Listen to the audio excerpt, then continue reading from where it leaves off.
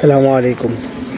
বিবিসির একটা নিউজ দেখলাম যে সেখানে বলতেছে বাংলাদেশের তরুণরা হোঁচট খেলেও নেপালের তরুণরা ঠিকই সরকার গঠন করতেছে আর কি। তারা হোঁচট খায় নাই। দুটি দেশ, দুইটি গণ অভ্যুত্থান, দুইটি নির্বাচন, এক জায়গায় ছাত্ররা সফল হলেও আর এক জায়গায় সফল হইল না। এর কারণ কি? আসলে এর কারণ বাংলাদেশে চেতনাবাদী আছে কিন্তু নেপালের চেতনাবাদী নেই। বাংলাদেশের বাঙ্গু মিডিয়া আছে কিন্তু নেপালে বাঙ্গু মিডিয়া নেই। বাংলাদেশের মানুষ চেতনায় বিশ্বাসী কিন্তু নেপালের মানুষ দেশকে বিশ্বাস করে, দেশকে ভালোবাসে, যার কারণে তারা দেশের জন্য যেটা ভালো তারা সেটা করছেন।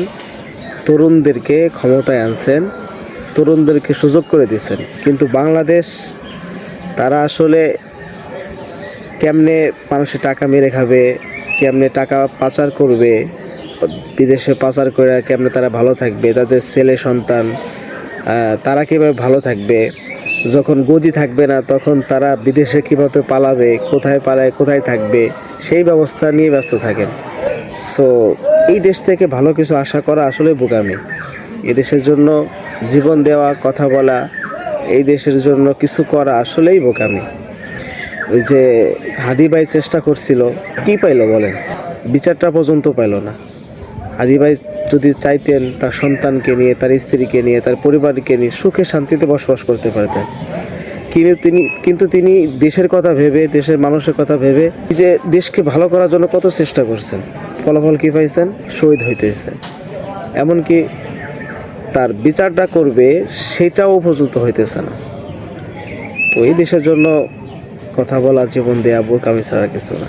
এখন মনে হয় যে 24 সালে যে মানুষ গণ অভ্যুত্থান করছে, জীবন দিছে, পঙ্গু হয়েছে, এটা শুধুই হুদাহুদি ছিল।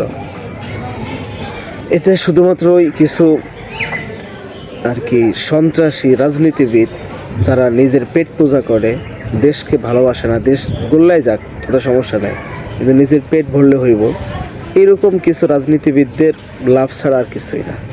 দেশ আগের থেকে আরও খারাপ হইতেছে আর হবে। তাই এই দেশ নিয়ে কিছু চাওয়ার নাই।